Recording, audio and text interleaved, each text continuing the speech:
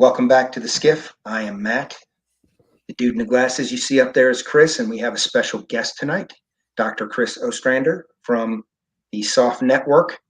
We're going to have an interesting conversation tonight. Please feel free to ask questions. Be respectful, as you guys always are. I want to remind you that we are the Green Beret Life. We're a 501c3. We do training, all sorts of training outdoors, pistol, rifle, shotgun. We do land navigation, military readiness, situational awareness, and survival.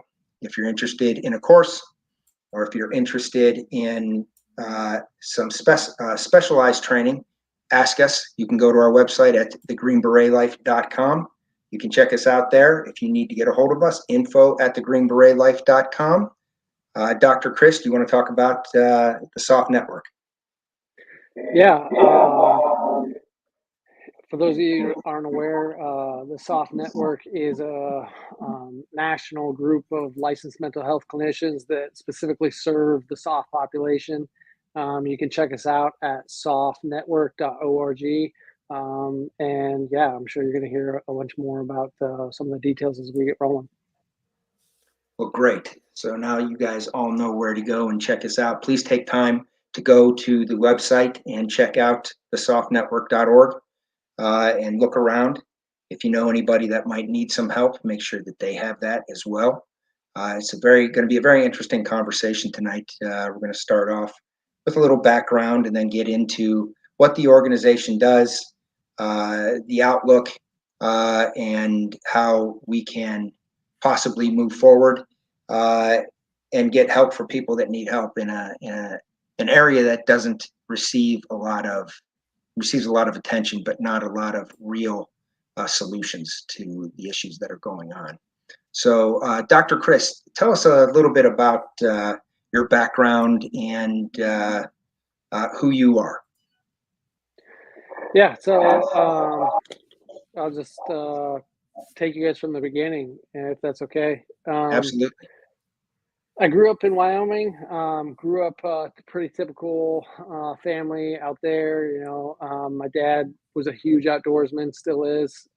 So we grew up hunting, fishing, camping, really enjoying everything Wyoming has to offer. It's, the old adage, you don't know what you have until you don't have it.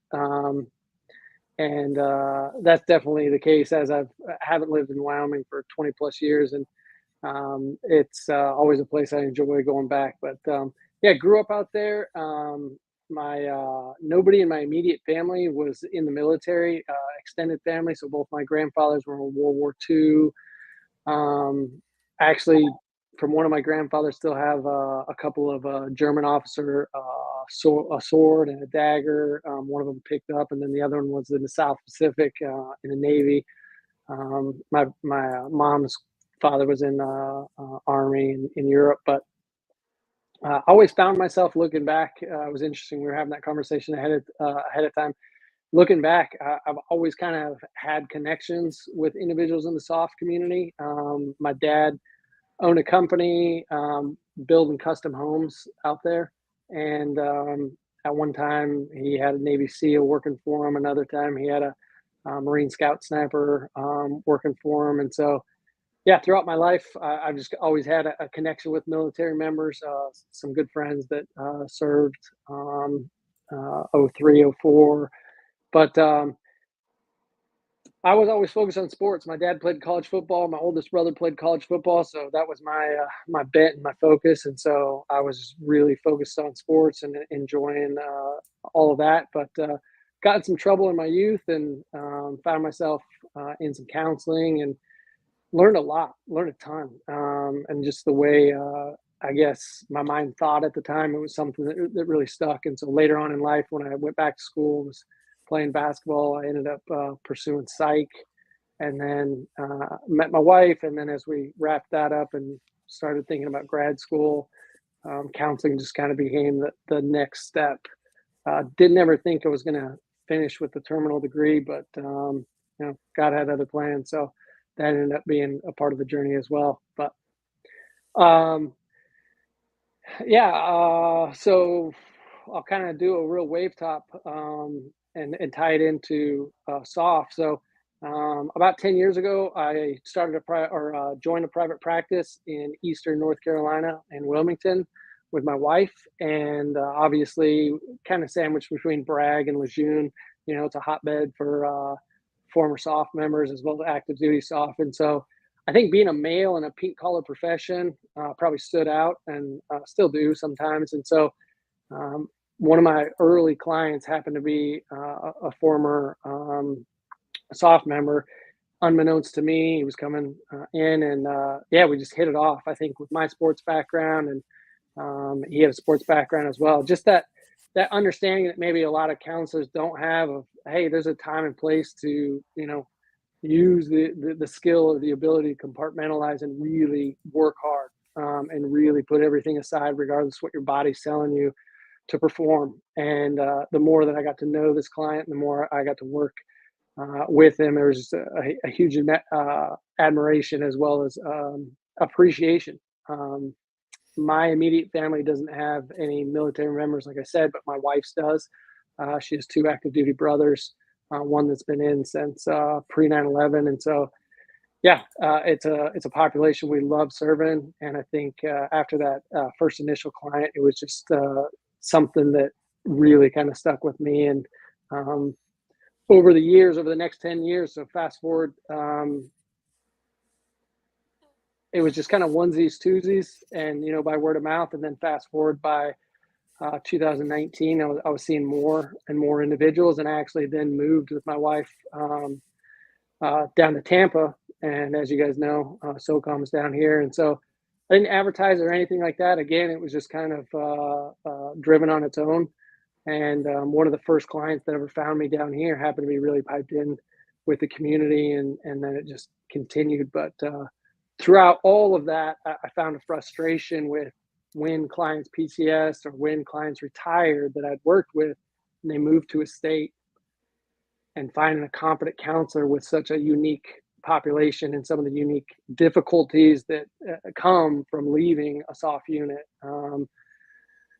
Relationally, mental health wise, even just life. You know, sometimes individuals are retiring or leaving in their 30s or 40s, and they've never been a civilian since high school, and so that transition can sometimes be a big step in and of itself. So really, soft network was birthed out of seeing a lot of clients go and not having anywhere to help them.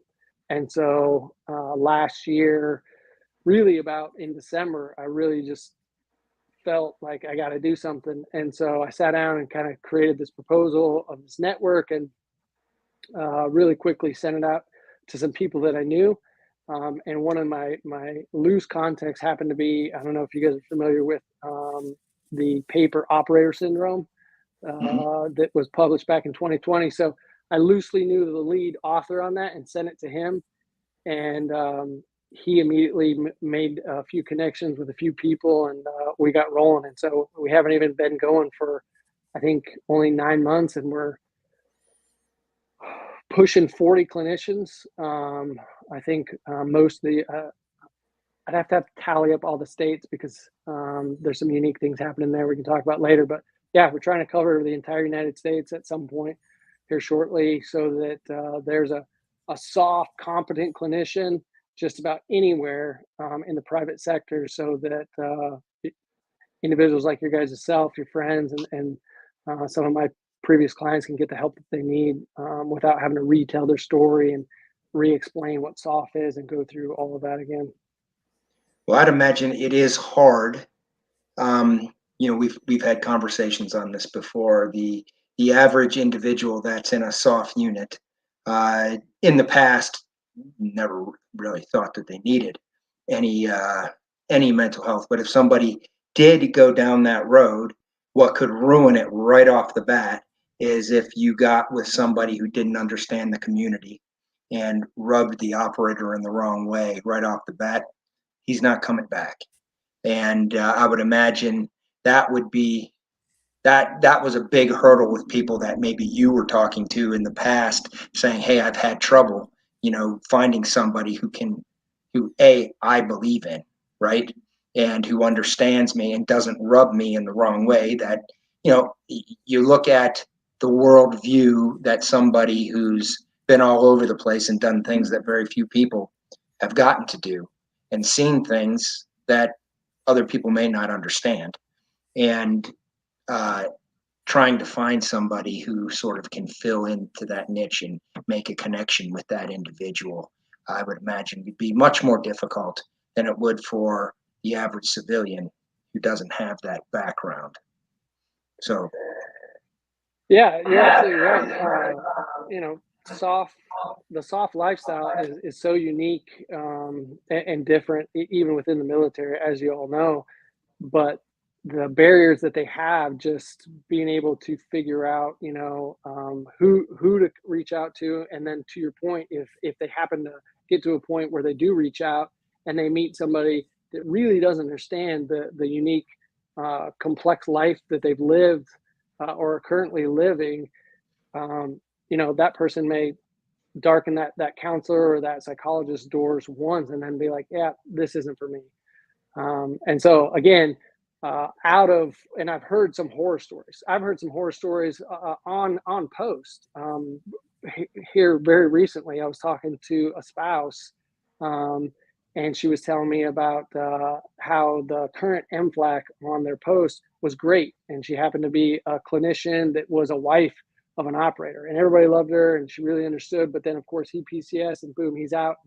I think Leidos currently has the MFLEC, contract for, SOCOM, and so boom, they plug in, just a new counselor at this post, and one guy went in, kind of gave the sniff test, and he knew nothing about SOF, and so immediately he tells everybody in the group, like, yeah, this isn't going to work, like, don't go to him. And then you've got a whole group that maybe was using their mental health that, the post provided, but now they've got somebody in there that doesn't really even understand the military potentially, and surely doesn't understand SOF. And so you may have operators that actually want help, but yet the service that they're provided, is lacking. And so again, another reason, and that's something I've found in my career as well, is sometimes, to avoid career conflicts or crossovers, that they've gone to the private sector. And so, in my experience, again, providing this network of clinicians to the SOF community, whether they're active duty, retired, or anywhere in between, having this group, I think, is essential, so that they know, hey, I can go and I don't have to explain the lifestyle. I don't have to explain some of the stressors that are associated with this career. yeah, and oftentimes it's not even the counselor's fault. You have a culture within the special operations community that is pretty much, it's pounded into them that you need to be able to handle things on your own.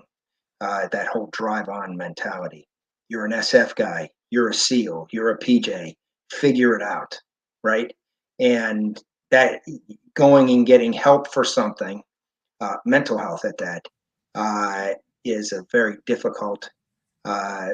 a difficult place to be in when that's your ethos. To do it yourself and figure it out on your own. And all it would take is one individual to come back and say, this guy is not the right guy. Do not go and see him. It's a small community. It'll spread. And maybe the guy was having a bad day, had good intentions, just doesn't understand the community. And man, that would put an end to it, because nobody would go and see him. Nobody would. So it's kind of a tough position for a therapist or a counselor to be in as well, inside that community, because special operations individuals don't tend to be the easiest people to work with on things like this. So, No, you're absolutely right. Were you going to say something, Chris? Oh yeah, and I think a lot of it really comes back to guys having the tough mentality too.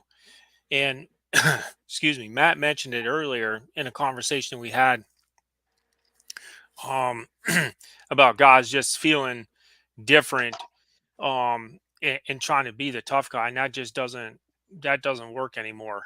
Um And then when you try that approach, it doesn't only hurt yourself, it hurts all the people around you too, especially your teammates and being the ones you count on. So now you've actually become a crutch to everybody else. So that's the time to think, and one of the things that really baffles me is these guys that were around, right, are out of the box thinkers. And you would think for a moment they would just kind of, hey man, yeah, right. Yeah, I get it now.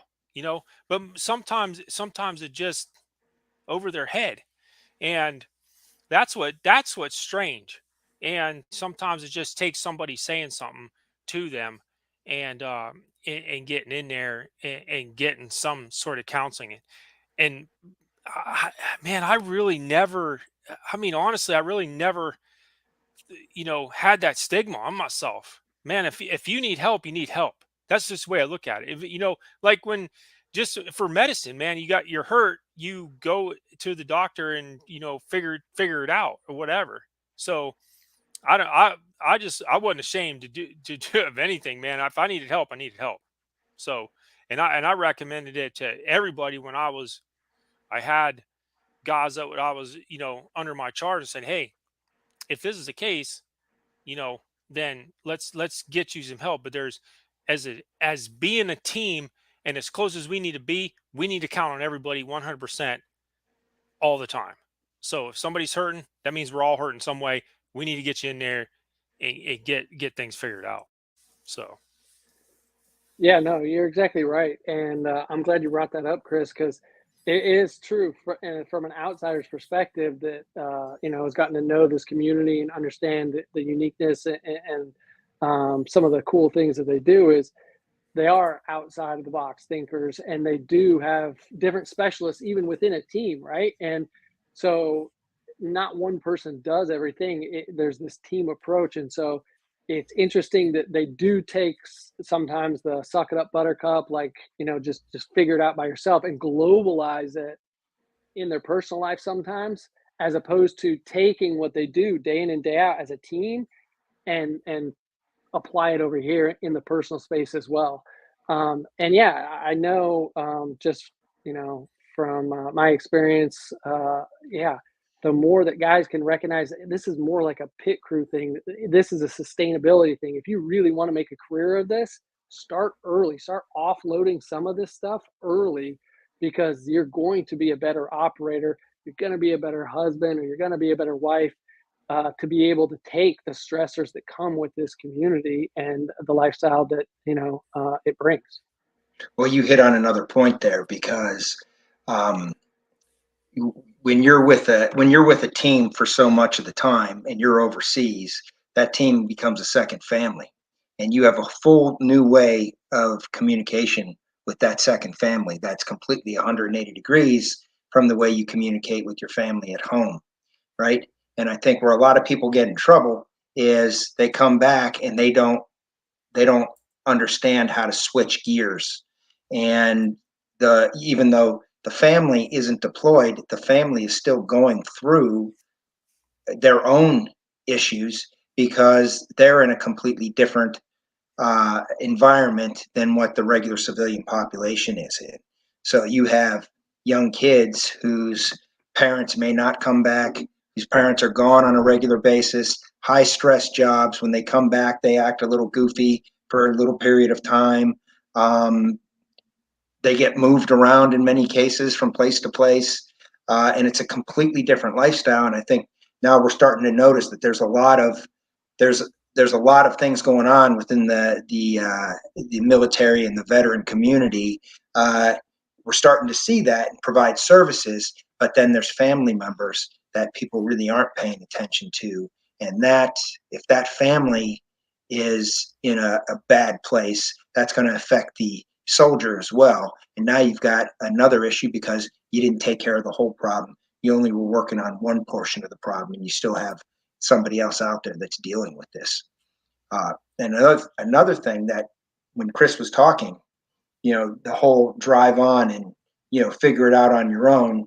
The easiest way that I believe to get people to buy in are other other dudes in the same community, saying, hey, like what Chris said, if you have a problem, here is somebody that we can get you to, okay?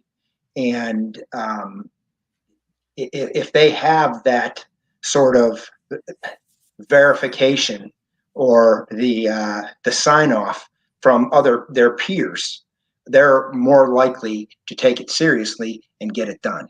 And I think that is starting to change within the community. Obviously, I haven't been on a team since 2010. Chris has been out for a while as well. And things, I believe, though, because we still have our tentacles in little ways, that things are starting to change a little bit because people are starting to see and be affected by people that they know that are going through serious issues that obviously need to be addressed sooner rather than later. That's a great point. The home life can be equally stressful. And, I get it. I get the dilemma that both the operator and the spouse are in. How much are you going to, and maybe I'm paraphrasing, but how much are you going to complain or really say you have problems when you've got people in the community, maybe within your group or your command that has lost somebody on a deployment or somebody that's been injured?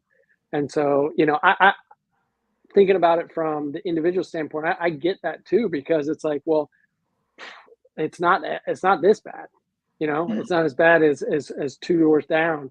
And so that thinking, although it's accurate in one way, it's completely inaccurate in another way, right? I mean, this whole community needs that support mechanism, wherever it is. And it may not be on every deployment, or it may be on every deployment, whether that looks like the spouse at home or when the operator gets home, having that opportunity to work through whatever needs to be worked through. And to your point, Matt, sometimes it's just the reintegration process. And that's something that I know Big Army, they're looking at and trying to focus on. Some of the conversations I've had with other docs and whatnot is, hey, we're missing the spouse element and the reintegration process and what's happening there, and trying to focus on that more and more. But yeah, it's a complex set of issues in a high stress load lifestyle. And so, we can look at other high stress lifestyles, whether you want to look at professional sports, and I think that's a great one, because there is the athletic applicability there. There's the crossover, but they've got all the support in the world, and similarly, I would say that's a great comparison to a certain extent. Is that support also should be down on the level in the SOF community as well, as each member of a group or a team gets deployed, and those members back home have the opportunity to work through whatever they need to work through. What Chris and I, and we had another former friend that was part of this as well, and Jamie, try to do with the Green Beret life was we try to generate money by doing some training. But what we were using that for is to get the families. We would usually break it down. Like we had an expedition a couple years ago where we just had military kids on this expedition. But what we were trying to do is get the peer group together out on expedition, having fun, whatever that is, anything in the outdoors. We've talked about this. Could be hunting, it could be fishing, could be an expedition, on a mountain trail, right? And getting out into that environment with the peer pressure where people that understand one another, have the same issues, create connections with them and friends, right? That whole battle buddy idea, and doing the same thing with the kids and with the families, and going through things and trying to talk things through and open up new channels of communication so people understand, hey, here are the two separate lives that we have. Here's what we need to do to make sure we understand that we come back from deployment. We need to make sure that we're communicating with the kids that are involved, the spouses, and all of that in a way that everybody understands what's going on. So now all of a sudden you don't have, father coming back from deployment and clearing his house in the middle of the night, scaring the hell out of his kids because they don't know what the hell's going on. We need to try to catch those things and get people in the peer groups where they all understand one another. Because, like I said, especially as people transition out of the military, that whole family and everybody else is a different lifestyle. And it's different from the civilian population. There's no way. There's nobody's in the wrong. There's just no way for anybody to understand what it's like for a kid to grow up in a military family and maybe his dad comes back with his legs blown off or doesn't come back. Or if he does come back, there's odd behavior that causes turmoil within the family. So trying to keep that peer network together and identify these issues before they become issues on the operator side. Hey, maybe I need to take a step back and realize I don't need to clear the house in the middle of the night. And if I'm going to, maybe do it in a more genteel way, just because that's what and maybe go and seek some mental health to try to get ahead of these problems and recognize them before they blow up and ruin my other relationships, which will ruin my life. So, you bring up a good point, Matt. So what's the problem with clearing the house in the middle of the night? There might not be a problem with clearing the house in the middle of the night, but Here's but as long as the 6-year-old kid understands what dad is doing. So maybe here's why I'm doing this. I'm going to make sure everything is safe and our doors are locked and this and that, something along those lines. I'm not Yeah. saying there's anything wrong with clearing the house in the middle. Did I say that? Did I No, no, say? no. I don't. No, Okay. I'm kind of being facetious because I don't see a problem with that, right? Mm-hmm. Mm-hmm. Um, and I guess where I'm coming from is I have channeled some of that stuff to help me cope with a bunch of things. And there's a lot of people that I talk to and I still have this military mentality, right? Mm-hmm. So, you know, and I feel like that is part of how we deal with some of this stuff, right? Mm-hmm. And a lot of that stuff carries over. And one of them is my organization. Okay. For just out of the dark, organization is freaking crazy, right? And I feel like that is part of how I cope with stuff as it comes in. And if clearing the house in the middle of the night is a coping mechanism, then I think that should be done. Should it be done in a safe, effective manner? Absolutely. And yeah, don't get me wrong. I'm not saying you did not say it was a bad thing, but I'm just saying these might be coping mechanisms, and maybe we should throw this at Chris and let him put his 2 cents in on that. He's going to be diagnosing both of He's like, us by the end of this. what are these guys doing, man? No, it makes sense. Look, anytime you get activated, I'll use some clinical terms, but when you get activated, and whether it could be any type of stress, right? It could be, doesn't have to be military. Let's take it out and let's just talk about the dad or the mom that gets yelled at by their boss, and they just have a terrible day, right? There's some level of activation. They may not be fully dysregulated where they're entering that fight, flight, or freeze. And actually, there's a fourth one, the fawn.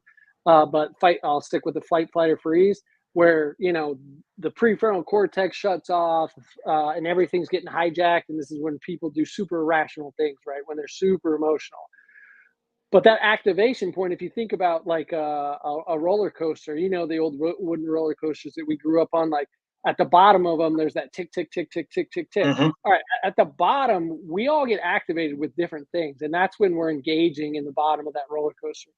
The complete emotional dysregulation is when we're at the apex of that roller coaster and gravity's just taking over. That's when our biology is just taking over. And this is, to take it back to you guys, this is what uh, exposure in basic training and then all the way into, the tier 1 units is doing. It's dumbing down some of that response so that you are calm, you can think clear. But when we do get activated, right? Going back to the mom or the dad that gets bad news at work, we find natural ways to cope because we are in a high anxiety state. And depending on where we're at on that uptick, it may be low level anxiety, it may be high level anxiety, but something internally or externally has activated us and we move towards something that we know. And generally it's age appropriate I'll even say culturally appropriate things that pacify that nervous system. And so it could be clearing the house. For some people, I mean, I've heard crazy stories, in my clinical practice. For some people, it's obsessive shopping. For some people, it's turning to the bottle. For some people, fill in the blank. You know, but yeah, things that are generally non-destructive. Alcohol, drugs, all the negative ones that a lot of times are really fun when we're young can become habitual negative coping mechanisms if we're continually using them to dumb down that nervous system response.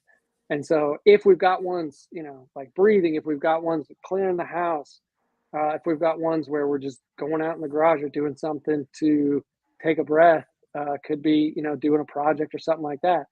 These are all things that are helpful. Absolutely. Because we're getting our body out of that heightened the heightened state of anxiety. And this is actually tied into, as I mentioned, operator syndrome. One of the things that the SOF population has a really hard not a hard time. If you put the body in consistent stress at some point, that's all it knows. And this is, that's a dumbed down version of ultimately what you're seeing in operators. Well, is their body is consistently in that stress state. as you if you're a guy in one of these units, you tend to think, well, I don't have anxiety. I don't really think about things, that way, and I can control everything because you compartmentalize, right? Because you need to be able to operate in really things that are like almost out of a nightmarish situation, right? And you need to be able to look at that and be like, it doesn't affect me. I can compartmentalize it, put it in the back, and move on, like it doesn't affect you. But what I think happens is most of us have anxiety in one way or another. And the reason why we don't think we have anxiety is because we have developed coping mechanisms to deal with that anxiety that nobody on the outside would ever guess that we were an anxious individual. That's why we're constantly looking and checking and double checking and triple checking, because that's the way you survive in those situations, right? You're paying attention to what the hell's going on around you, head on a swivel, right? This is all, about, even the being situationally aware. We call that condition, yellow, right? And but being situationally aware is some level of anxiety, right? Controlled anxiety. But I think over time, these things can weigh you down depending on how much you've put in the bank back there for compartmentalization, right? And over time, some of these things do affect you. Yeah, and that's just it. We're playing a math game, especially when it comes to trauma, right? So as a counselor, I sometimes sit down and I've heard some horrific stories from sexual assault to guys that are on deployment, so on and so forth. And even as counselors, we have to be wary of it because sometimes some of these stories is the secondary trauma. You may have heard that term. Something, trauma is sticky. Like sometimes I could hear 10 rape stories in a row and it just doesn't bother me because I've learned to compartmentalize and it really doesn't affect me. And then that one does. And this is the way trauma works in that, the statistics are 30% in a trauma. Let's just the round numbers. 100 people experience something traumatic. 30% will ultimately exhibit symptoms of PTSD in a perfect clinical experiment. That's what the population, that's what the research says. Okay, that's one traumatic event. The world is trauma. over and over and over. So like you're saying, Chris, or Matt, you start compartmentalizing that because maybe you're on deployment or because of whatever. And you do put it in the piggy bank and you're just stuffing it and stuffing it and stuffing it. And at some point, enough of those that really do bother you are in there and they've got to come out at some point. And it just takes something externally. It could be a smell, it could be a dream, it could be a photograph, it could be a phone call. You guys know, you know, and then all that is coming, boom, full force, right to the front. And now you're feeling paralyzed because of what is internal that once was under control is now beginning to become out of control. But the numbers game, and that's why I wanted to stress it, is absolutely a lot of people can compartmentalize and do that well, but you are playing a numbers game specifically when you're exposing yourself to trauma over and over again. And this goes for first responders too. I got a good buddy that's on a SWAT team, and we talk pretty consistent. We've just been good friends for years, and you know, just the consistent exposure to trauma. And sometimes first responders have it worse because it's just the daily deluge of trauma that they experience. Same thing with paramedics. Well, paramedics, there's another forgotten organization, paramedics and medicals. You know, I was a cop for a while, and I'll tell you another thing, suicides. You know, you have suicide bombings and all of this overseas, and you see war injuries overseas. You see people that were tortured and all of this. But I don't care who you are, when you see somebody that's blown their head off in their car with a shotgun and you're the first guy to show up to that scene, that's a traumatic experience for a lot of people. When you think you're prepared for it, that's unbelievable. And this is what paramedics, this is what police, fire also go through on a regular basis. They don't get the screening ahead of time that people in the community, the special operations community, do either. So it's can tend to be even more traumatic for certain individuals that don't have the coping mechanisms, at least a little bit, or even the compartmentalization skills that most special operators have, because that's their life overseas. And that can't affect them because they've got a job to do and they continue to do it, and many thrive on it, right? So, but yeah, first responders, definitely, for sure. Police, paramedics. Police and paramedics are the two, usually in that order. Police, paramedics, fire department, and how people show up to events like that. So it's usually the patrol cop, to be honest with you. They're the guys who are really the base patrol cop dealing with that stuff. So,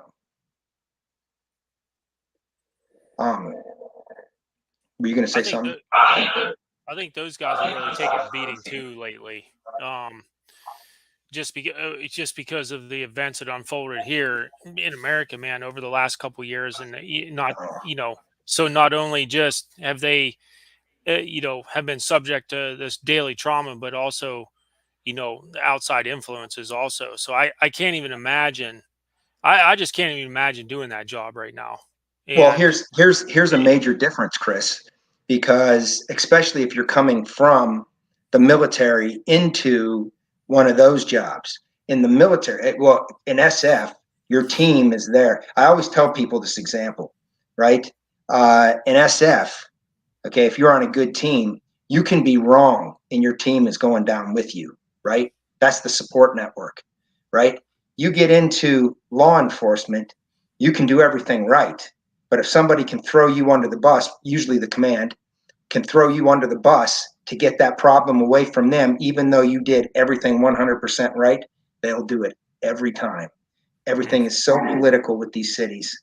And these guys get thrown under the bus. Nobody has their back. In most, and I'm going to throw that out there, in most law enforcement situations, very few cops can go out there knowing that the chief or the city manager or the city council or the mayor are going to have their back, because they don't. And if you do something and they can get rid of you and put everything on you, that's what they're going to do. And yeah, those guys have it rough. I did have a question, Dr. Chris.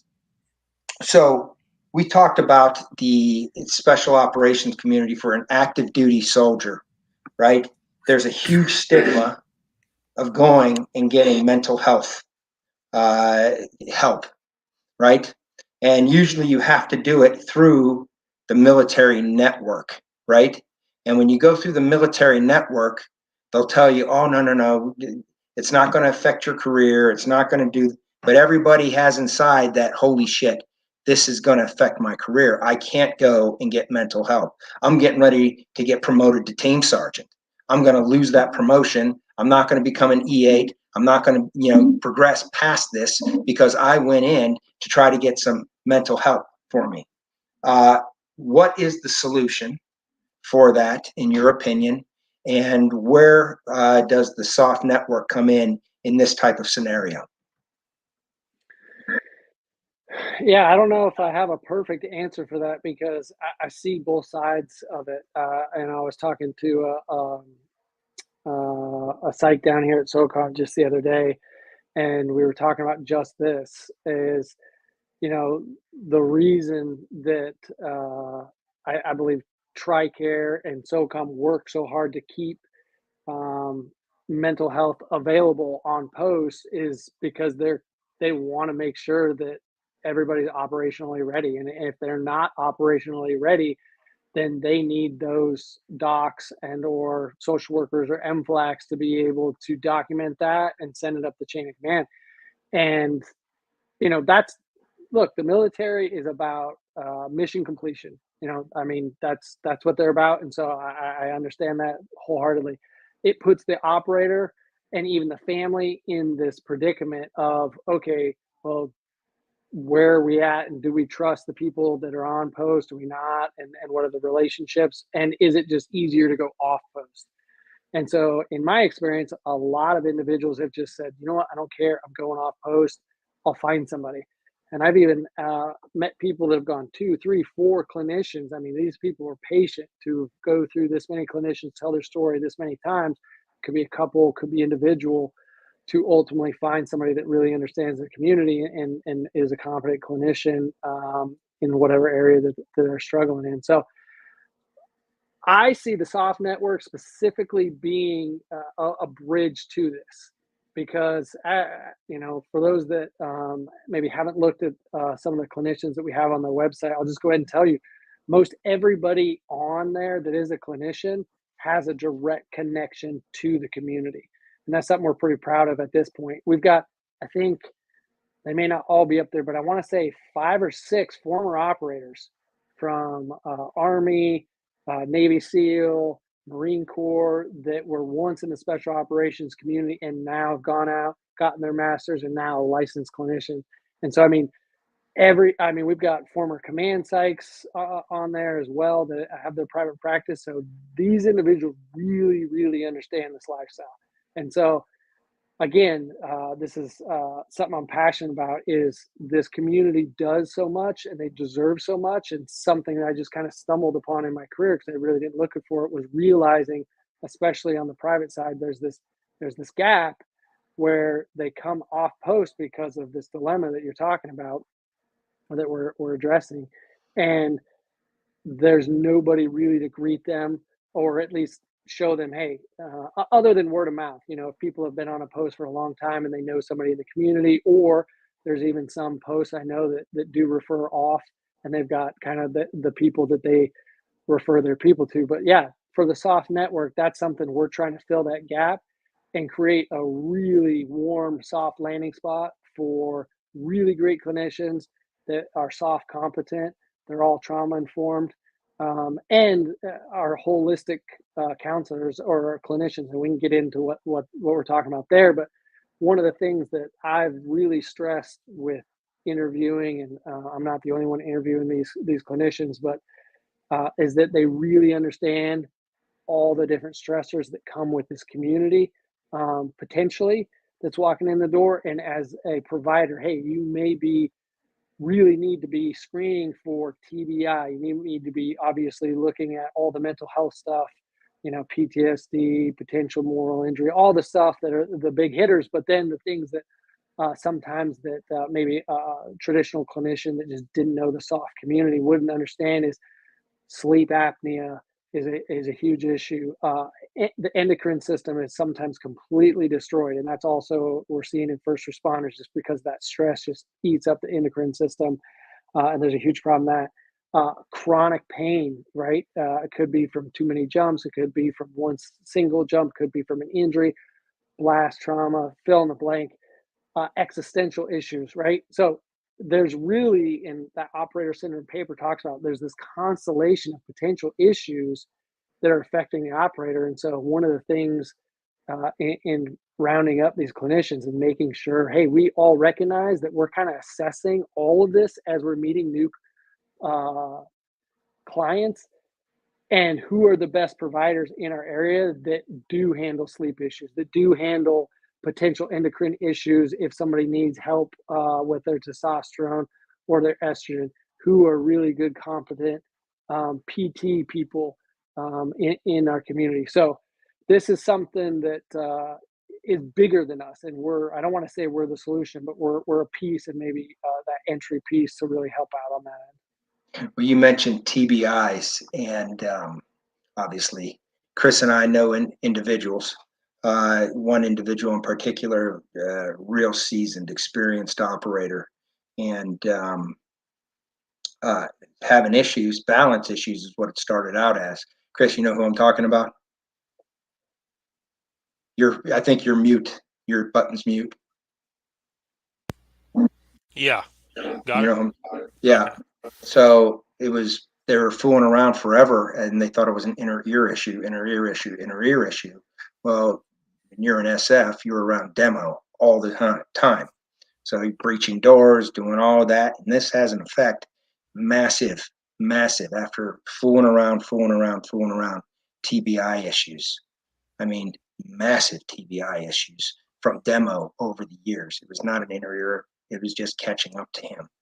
And I think a lot of individuals are suffering from traumatic brain injuries, and they have no clue, no clue. Uh, you know, so that's a big factor right there. And injuries, chronic injuries. You cannot be in this community and not come out without chronic injuries. It is absolutely impossible. And because part of the process is whether you're getting in through the selection process, doesn't matter which special operations unit or whatever it is, you are basically you're the one who made it through, but you didn't make it through without damage to your body, and then the job causes damage to your body. So those two things right there, TBIs, they are related, obviously, and chronic injuries, back injuries, shoulder issues, knee, neck, all of these issues, these guys are dealing with. Even guys that have spent a handful of years, and there's other guys that spent their 20 years inside special operations. They're all going to have it coming out. Period. So it's interesting you brought that up. Yeah, And and here's go ahead, Chris. here's one of the things that really kind of gets me perturbed is what Matt is talking about there, and then the lack of continuity between that and and the VA. Okay, uh, here's Chris creating trying to fill a void with what you're doing, and that's respectable, man, and I appreciate that. And now I think something needs to maybe we need to have a rep with the VA that says, yeah, hey, looks at our cases specifically and says X, Y, and Z. And maybe that'll happen in the future, maybe it won't.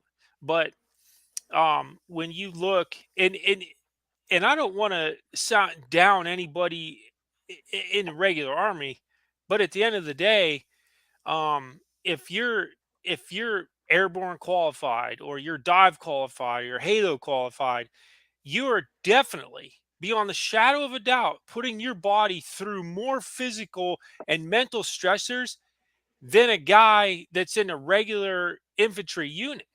I mean, that's plain and simple. And over time that just builds up. And I hopefully, as the days progress, the years progress, that there can be some kind of continuity that says, hey, I got your packet, whatever. We're submitting this to the VA, and then we're going to get, you know, you got a different look, see at it than a regular person, you know, possibly, because I feel like that's the same, almost the same thing that you're trying to do and filling this void. But That's you're not going to get guys that are fast roping and jumping that haven't received. I'm going to tell you right now, a TBI from that, because everybody gets knocked out at some stage or another. Dragged across the landing strip. This isn't like people think airborne. This isn't like a civilian jump. Sometimes you're jumping with 200 pounds of weight. Additional weight, and you jump in conditions that you wouldn't be allowed to jump in other, or fast roping, and these are people don't look at it. And this was Chris was saying, the airborne operations alone cause massive injuries to people that they carry on in life, that cause issues mentally later on, whether that's a back injury that you're you're a top athlete your whole life. You make it into a special operations unit and you get out and you're damn near a cripple. That affects somebody mentally, because we always tend to see ourselves when we were at our best, and to see that gone as a cripple, or to suffer multiple head injuries through demo and airborne operations and combat and everything else that we've been in, right? That's where I think a clinician needs to understand what the lifestyle is and what you're dealing with coming out. Well, and one of the I encourage anyone that watches this or is watching this is to also educate yourself as much as possible. I mentioned my brother-in-law is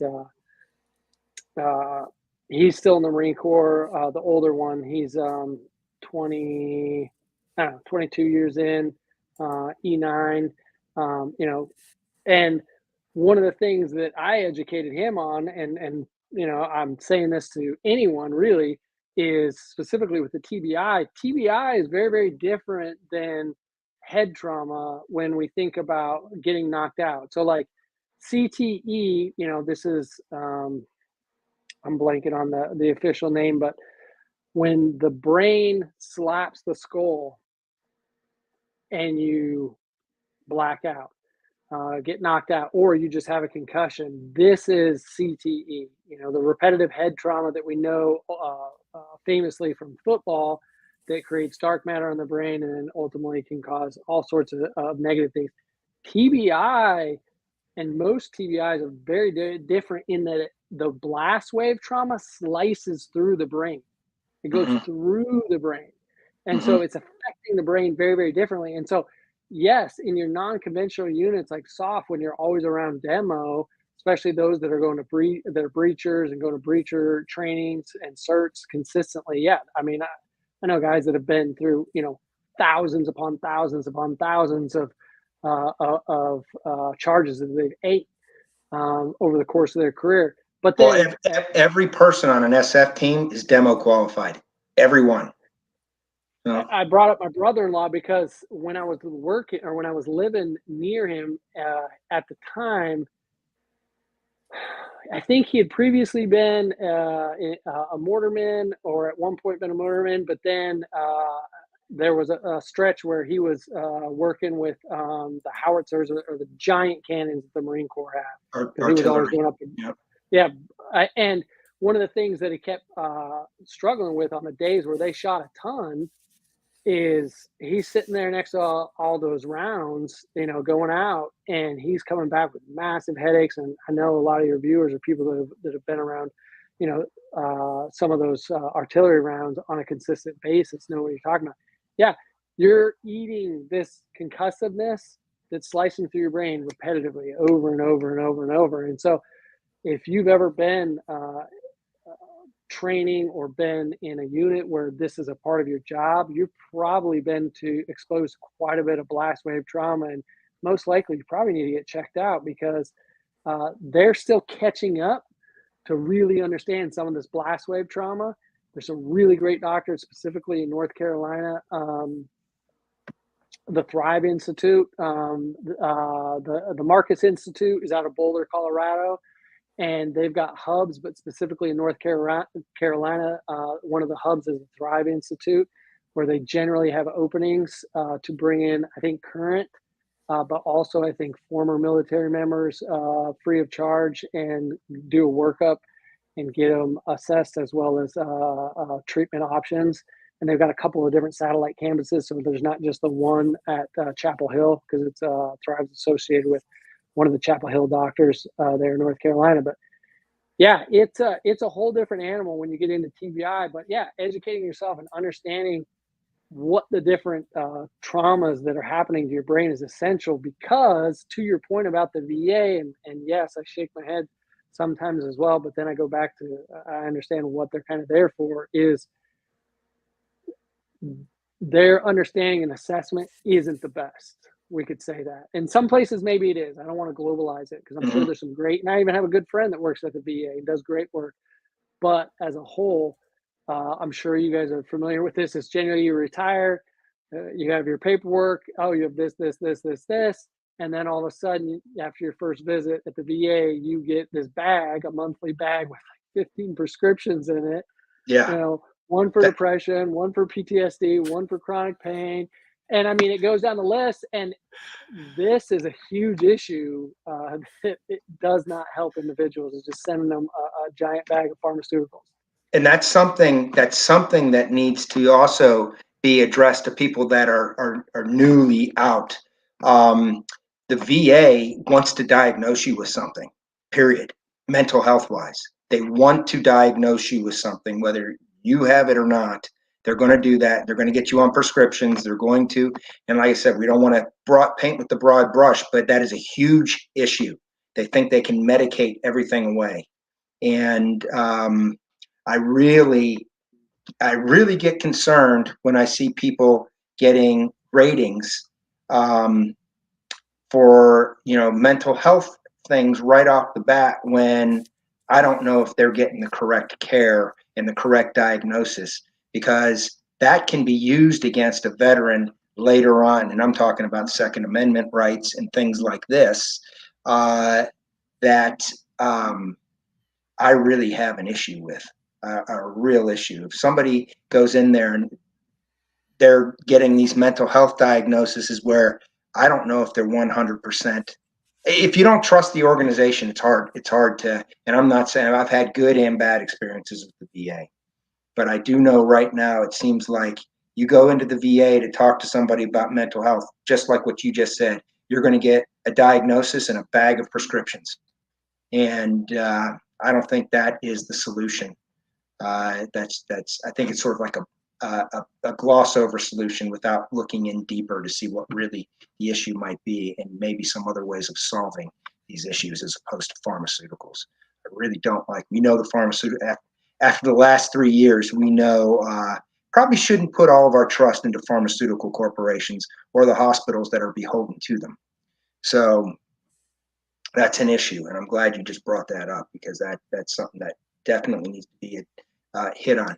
I have a quick question, Doctor. We have somebody on here right now, and it says he's talking about third group shenanigans. He said he probably needs to have his brain looked at, right?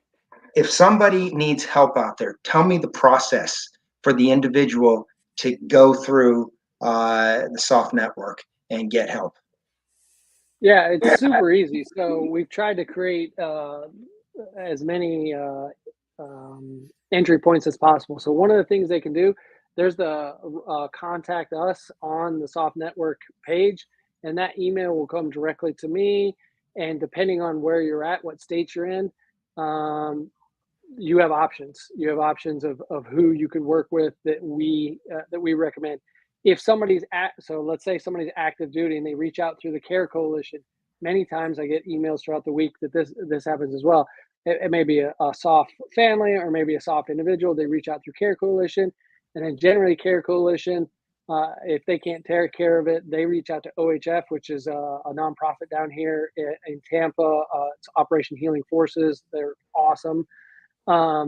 And they put up significant funds to then pay for counseling, pay for therapies, for a variety of things. They generally reach out to us, and then we pair them. Or if you click on the individual provider, let's say I'm in North Carolina and I see the different providers that are licensed in North Carolina, well, as soon as you click on their bio and their individual page, there's either a website and or a phone number or both that you can reach out directly to that clinician. And so one of the things that we're trying to do, and again, this is, I hate this about it, but I also, you can complain about it all day long. And if you're not going to provide a solution, like, I get it. I don't want to hear about it. And that's part of the SOF network is TRICARE pays extraordinarily low. I mean, extraordinarily low, well below industry standards when it comes to mental health. And so what I noticed becoming a TRICARE provider was, whoa, there's this really strong need, just regular military, but then when you get in specifically to the SOF community, for really competent clinicians because of all the things we've already talked about, right? I mean, this is really complex stuff. And yet they pay so little, you end up having a dearth of competent clinicians that want to be TRICARE certified.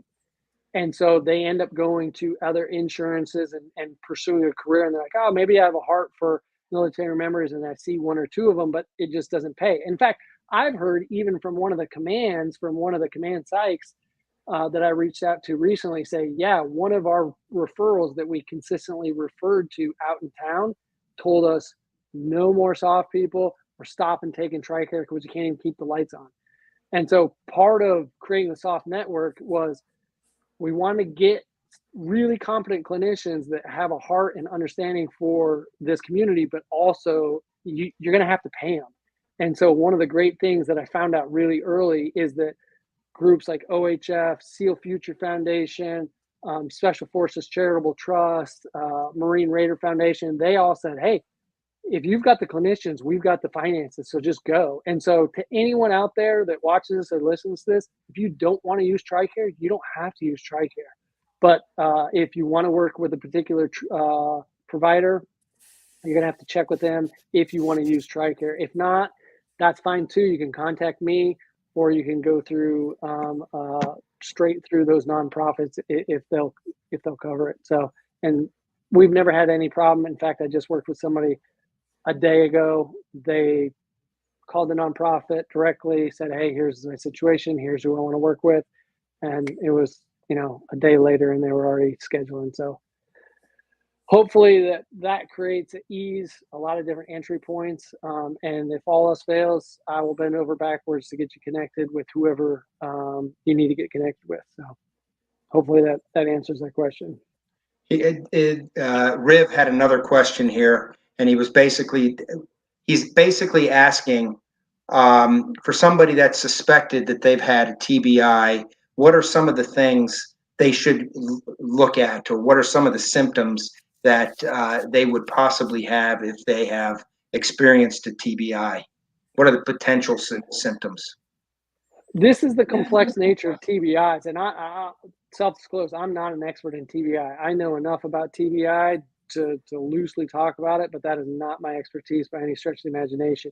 If you even have a hint or a suspicion you have a TBI, at any time you had headaches after being exposed to blast trauma or head trauma, look, the data is still, and I would say the research is still catching up to how easily individuals can accrue a TBI. And so if you have any inclination that you might have had a TBI, or maybe you just had a really bad concussion, I would find somebody, a satellite campus, if you're able to, through the Marcus group, or if, depending on what state, you can reach out to me and I can connect you with some resources of some real top-notch networks that's all they do. They assess and treat TBI. But because of some of the effects, I mean, the severe effects are have headaches, chronic headaches, I mean, extreme migraines. They're taking medication all the time. They're drinking to get these headaches under control. The other one that I mentioned was just really bad headaches after some blast wave trauma or some traumatic injury to the head with a concussion or something of that nature. Anytime any of those things happen, you want to get checked out. If you're still associated with a command, generally there's TBI clinics on the post. And I'll even say this, I was on a call with a SOCOM group. That's something that SOCOM specifically is looking at potentially doing in the future, is even guys that are retired, because they've got access to some of those docs and they understand a bit about them, they're trying to potentially find a way for them to reach back into the commands to use some of those resources even after they retire. When and if that ever comes to fruition, we'll see. And Riv here has another question too that I can kind of answer. I've pretty much everybody on our show who watches us knows I have had several traumatic brain injuries and spent the better part of 2 years in a brain program. Brain injuries can be cumulative, and that's one of the questions that he's having here. And it could be a bunch of, like we were talking about, blast waves. This is a cumulative type of injury that you're receiving over and over and over and over again. That may not have a massive effect on you or any effect on you at all as you're going through them individually. But to answer your question, Riv, yes, small brain injuries can build upon other small brain injuries and have a cumulative effect. So I hope we answered your questions there. Chris, do we have any comments or anything coming through on Odyssey or Rumble? No. Okay. Any questions? Just listeners. So, okay. Yeah. Okay. So Riv, go to sofnetwork.org and you can start everything right there. You can see the clinicians there. You can see there's advocates there as well. Dr. Chris, do you want to talk about that program too? You have advocates on there that are available if somebody wants to reach out and maybe they're not quite ready to go and see a mental health professional. That if somebody wants to get the buy-in of somebody who is in the community, they can do that, correct? Yeah. The reason we created the advocates is not everybody's ready or even wants to or needs to come see a clinician, right? I mean, I get that. Sometimes you just have a bad day or you're in a bad spot, and maybe because of where you're at, you don't want to reach out to anybody in your current network. And so we wanted to create advocates who are former or retired members of the community. I'm hoping to get some wives in there at some point that basically say, hey, here's my information. If you're having a bad day or you even think, you're struggling with something, give me a call. Let's have a conversation. I'm not going to push you to go see a doc. If you want to, you can. But ultimately, just that real soft entry of giving somebody a resource of, hey, there's former members of this community that just want to help. And even if it's just being an ear and, having a conversation that can be transformative. And so I don't think everybody needs to see a counselor by all means. And so I think that this hopefully will take off here shortly so that more and more individuals that, would just want somebody that understands their world and can give them a little bit of perspective. We want to provide that. All right. Chris, were you going to say something before? Or did I interrupt you? No. Okay. Yeah, that's excellent because I got your web address kind of scrolling across the bottom, and people are hearing it, and I think they got a great understanding of kind of what your network does, and if anybody sees the show, they can either contact you directly or contact us, and then we will definitely link you guys together somehow or some way, and anybody who does watch this show will help. Matt and I will help get you linked in somewhere, and help out as much as you can. That was one of the missions we undertook from the beginning. So absolutely. appreciate that. Yeah, absolutely. and like I said, there are obviously massive issues within the military right now, and obviously in the first responder community as well. But massive issues with suicide, with other mental health issues, depression, getting out of the military at that stage. Uh, we, most operators that you ask can't wait to get out, and then when they get out, they're like, "Shit, I should have never left," right? Because they get into the civilian world, and I'm going to tell you a struggle right now that a lot of guys have. Being in a special operations unit, you are obviously you've pushed yourself past the limit. You've gotten to a position where you become a master. The military trains people, I think, better than anybody else in the world because there is a peer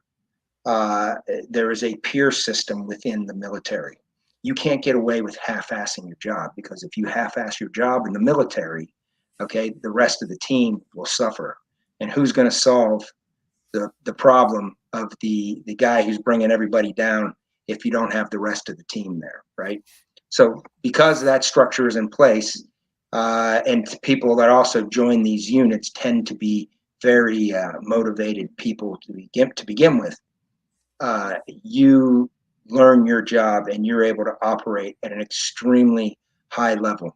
Well, you get out of the military, and especially with the special operations community, because you have you may have gone to specific schools that nobody in the civilian world would be able to go to, and learn how to use equipment that won't appear in the civilian world for another 5 years yet. And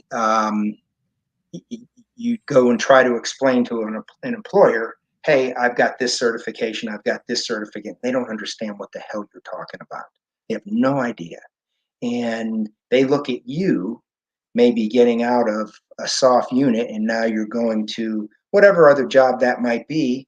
And they're looking at you as just like the new guy instead of the guy that knows how to do things and knows how to possibly get other people there plussed up on equipment that they might have that is so basic for the military operator, and the civilian world doesn't understand.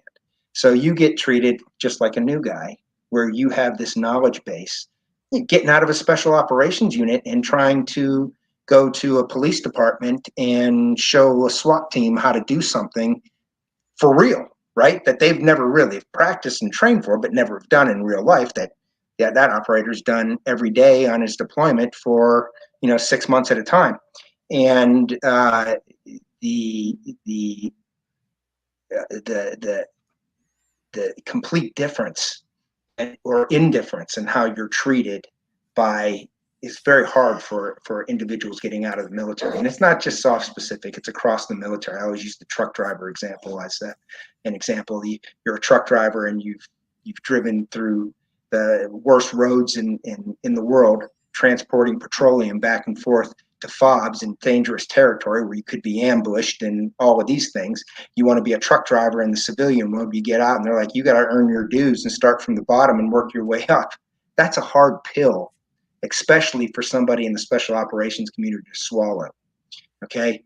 And that leads to some mental health issues as well, because people don't understand you. They don't understand your capabilities.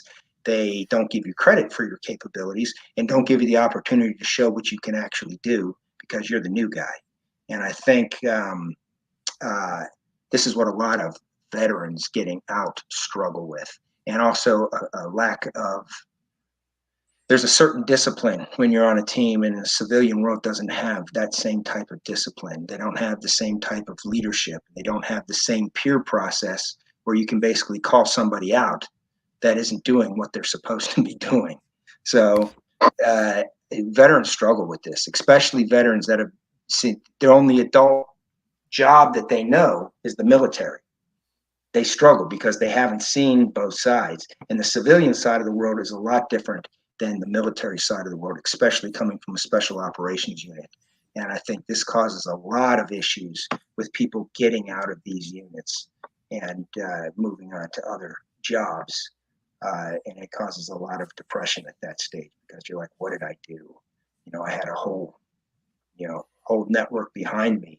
supporting me, with me, you know, and now I'm out here sort of floundering on my own. Nobody understands what I can even do. I'm doing a job here that's so beneath my skill capability, you know, and I think that is a big issue that people don't realize unless they've lived it. And I've experienced it. I know, Chris, you've experienced something similar to that. Um, I'll give you a quick example just to make my point here. I remember one of my first days on the job as a police officer. I saw this really basic tagging, tracking, and locating unit that they were going to put on a car, okay, because they were tracking a drug dealer, right? And they don't have any training in any of it. It's a basic unit, and I have certifications and that way above that level, right? And I said, hey, you know, I can show you how to do that. And they're like looking at you like, who the hell are you? You're the new guy. How the hell could you know? And I'm like, that is such a basic piece of equipment, you know, but that's the whole mentality there. It's like, who the hell are you and how the hell would you know what that is, you know? And you got to kind of work your way through things like that on a daily basis. You know, how does a typical special operator push back in that? Well, guess what? You give people a no shitter. And this causes issues in the workplace until you realize how to operate. Clearing rooms, trying to show somebody who thinks that he's, you know, on top of the world as a SWAT operator, but really he's never done this in real life, right? Trying to teach somebody that as a new guy, and you know, to hell with you if you don't want to learn. You know what I mean? So yes, I helped with the tracker, but somebody asked a question. But those are little things that, and I'm just trying to provide examples that I think people struggle with coming out. And I think preparing people for this before they get out might be another good thing if the military did a little better job on that. Because I do know this, the Army doesn't want you to leave after they've put a lot of money into you, right? So you might be a SOCA medic in a Delta, right? You can be an SF Delta and have extremely high level. You can't get a job as a paramedic in most states getting out as a paramedic, which the skill level of a paramedic is nowhere near the skill level of what a Delta is, right? So Deltas can do surgery. So little things like this that the Army does, and I'm sure the Navy does the same exact thing, and the Marines do the same exact thing, that I think really, basically what I'm getting at with all of this, because it sounds like I'm kind of rambling, is I think the big military and their bureaucracy and some of the things that they do are very, very selfish to just the military. And I think they're hurting veterans getting out by not preparing them for what's going on, or allowing them to get some of the certifications that they could plus themselves into civilian society. And I think they're paying the price for this right now. No, Matt, you're exactly right. What you said, I know firsthand has happened with somebody I work with. Medically, they had everything, and they came out and got into quasi-medical area, first responder, I'll just say that. And one of the first, out of the gate, one of the first things that they got called to was somebody got shot. And they weren't qualified, even though they were at the highest level previously. They weren't qualified on the street to do what happened, and the person ended up dying because the former operator was trying to tell them what to do to save the person, and it was a really simple thing, and everybody was looking at him like he had 5 heads, and of course he didn't have the certs on the civilian side, and then you know who walks away, you know, struggling with the loss of life. It's not the paramedic, it's the operator or former The operator. dude who knew he could do something to save that person. It's a sucking chest wound, right? It's sucking chest wound. You know, I mean, give me a break. And this happens all the time. And it's the problem is you can't carry those certifications from the military over, because the real reason the military paid for those certifications and wants you to use them staying in the military They don't want you using them outside the military, so you don't get the certification for it. And it's a problem. Chris and I have banged on about this for several years on several occasions, whether you're a truck driver, whether you're a high-level Delta coming out. You're going to have to learn in the way it is in today's society. Just suck up your pride, keep your mouth shut, and go and get the certifications all over again, and get back to that point, because it doesn't seem like there's any solution to this anytime soon. And like I said, I think a lot of these problems are brought on by big Army, big Navy, big Marines themselves, big Air Force. I don't want to leave them out themselves, because they're not learning from their lessons, and they don't have the foresight. And I think in many cases they simply don't care, because they want them to stay in and use those skills within the military. But well, I'll add this, Matt.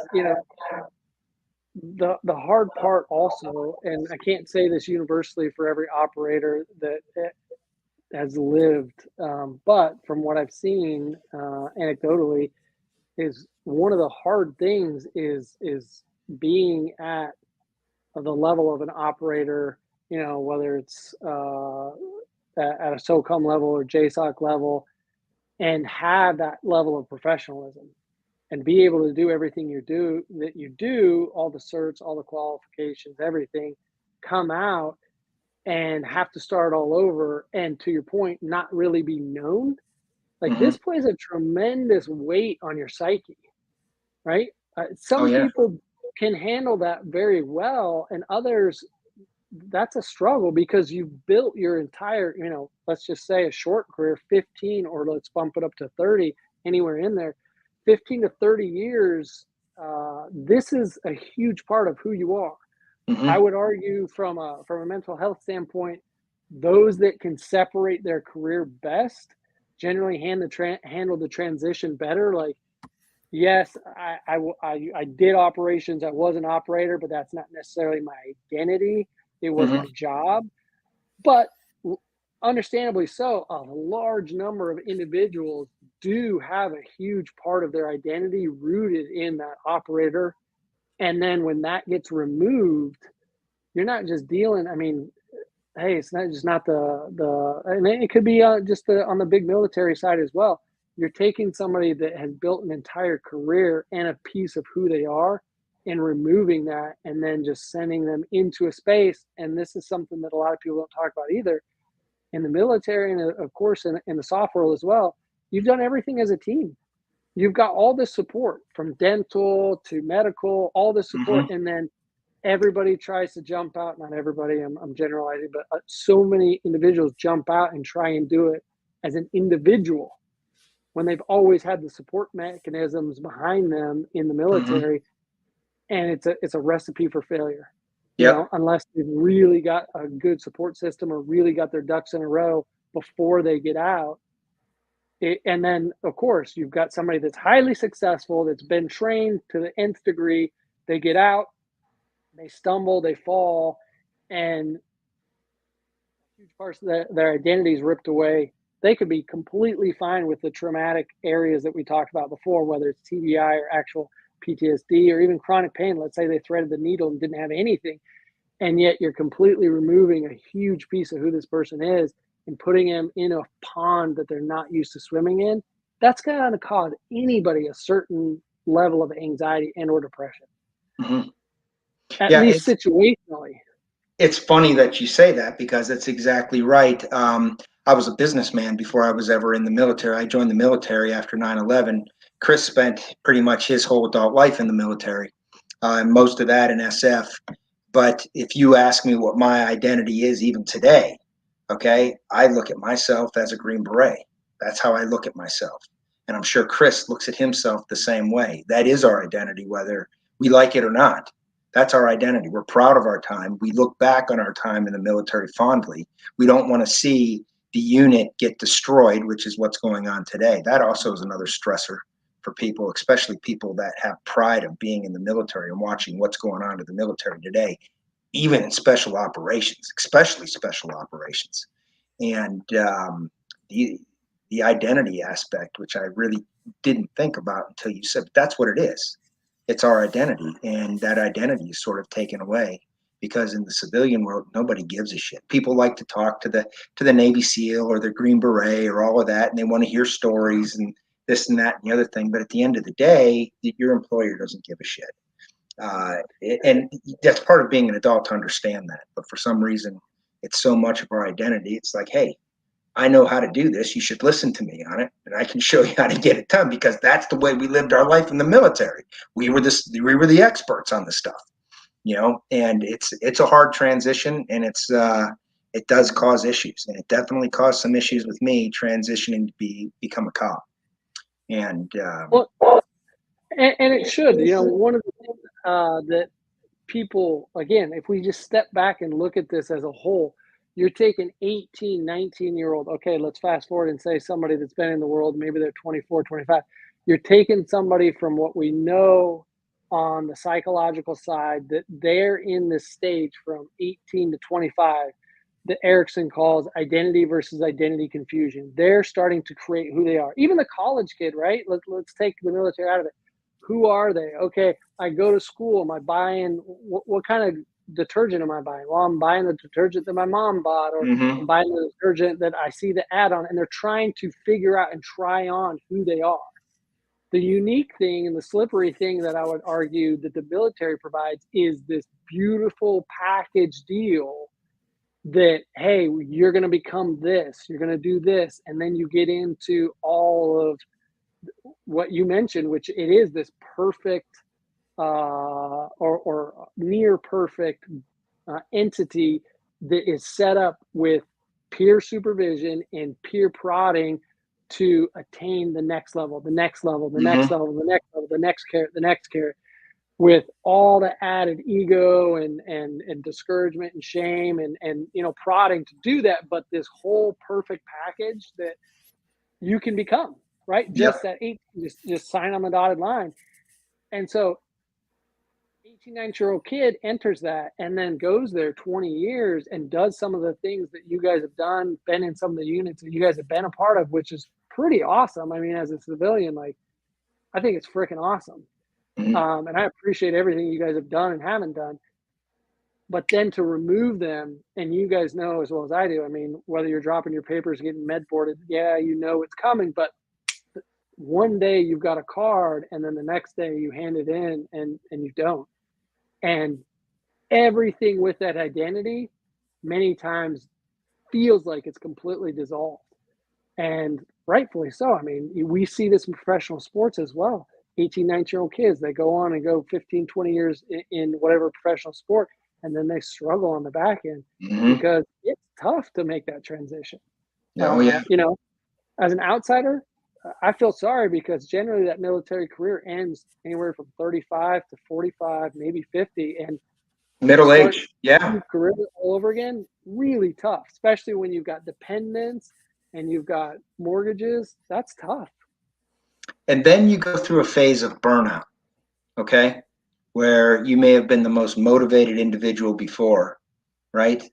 But now, after you've been out for a little bit, that motivation drops, boom, and then you go through the process of, you still have the process of, hey, I've got this discipline in me and I want to keep, but I know I could be doing more here to have some sort of purpose in my life, right? But you get in that downward spiral because you've been on that adrenaline high and pushed so hard and done all of this for so long. It's kind of like, boom. Chris, do you understand what I'm saying with that? Because that I've experienced that, My big experience was just working for my employers that he just sucks had no the life idea. out of you. It sucks the life out of you. Yeah. I got a mentor, the guy in charge of me, and saying, look, are you like, I got to ask him, like, hey, are you telling me to do this? Or are you asking me to do this? Because if you're asking me to do it, I ain't doing it. Like, I literally had to say that to him. Like, dude, you're in charge. Tell me what to do, or tell these guys what to do so we can get moving and get this done. Well, I'm like, dude, listen, look, dude, just say it. I said, okay, dude, you want me to say it? you know, that's the type of stuff that I'm talking about. That's the type of stuff I've ran into ever Mhm. since I retired. And But over I don't know, time, what does that do to you? Over it, time, it, you know, you just get over time, you just go and do it, you know, yeah. and See, it's you don't, and see for you, me, you, I'm not the hard charger I used to be. I'm just not. It's one of those things. Um, and some people can stay at that.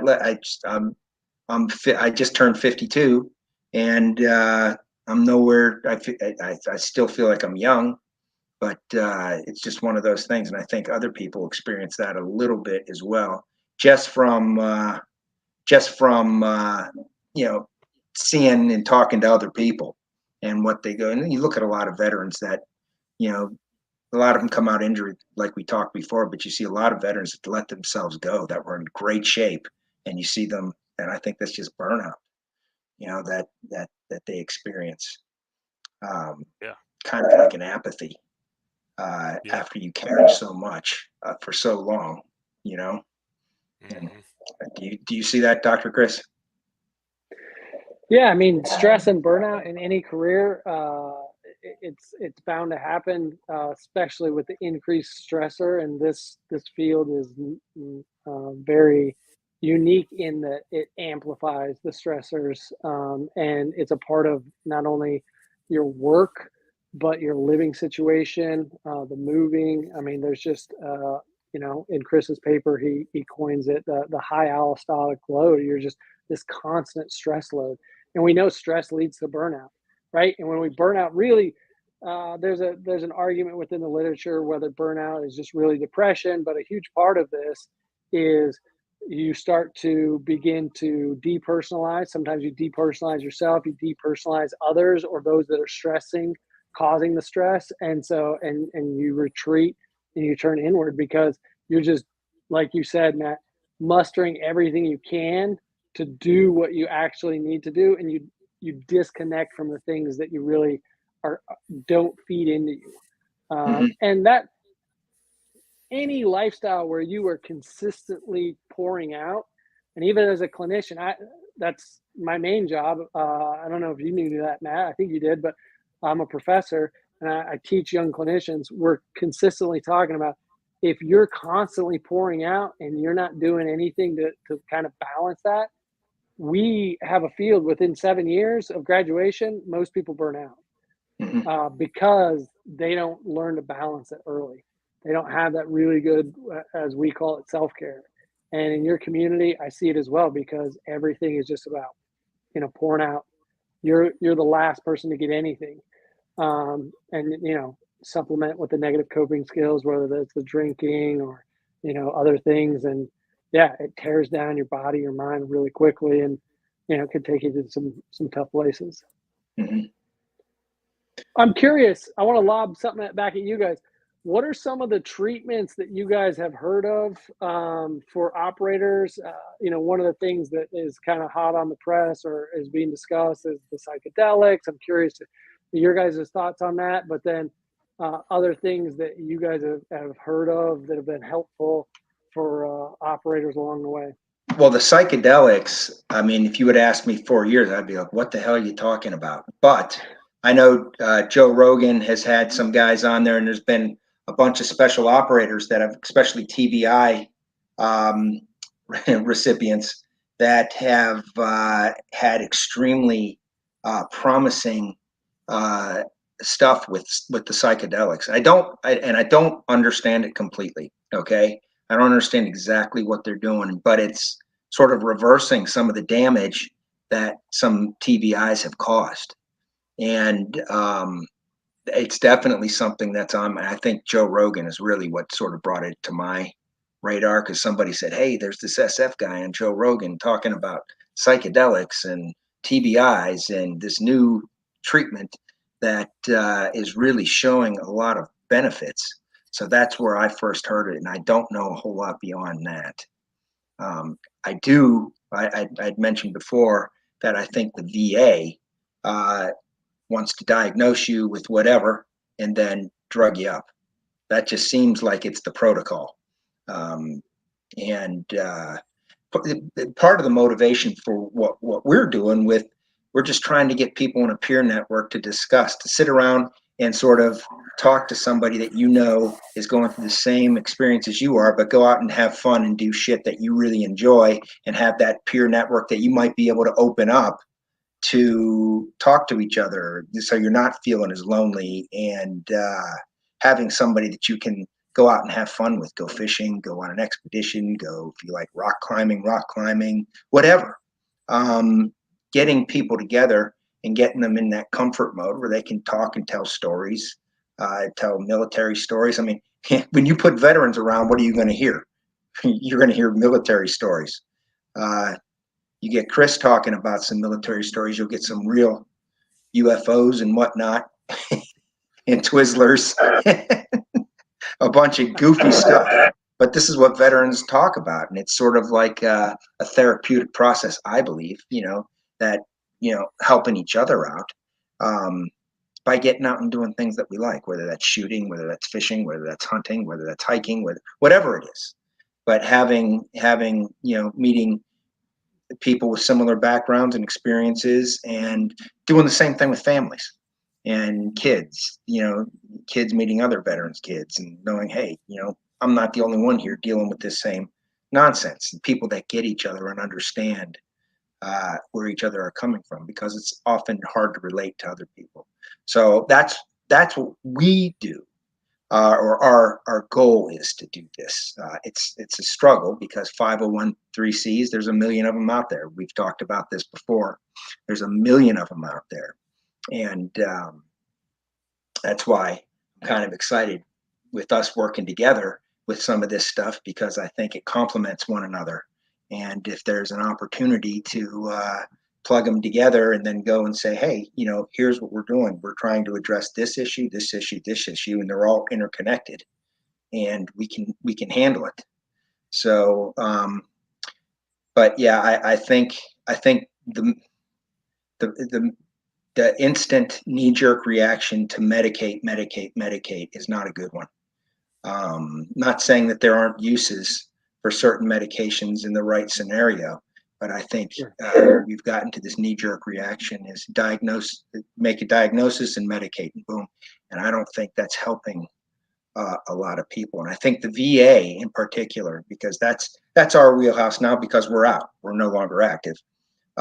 You look at the VA, and I think the VA has greatly improved. To their credit, there's a big difference from the VA getting out in 2010 and then the VA from 2020. It's improved for sure.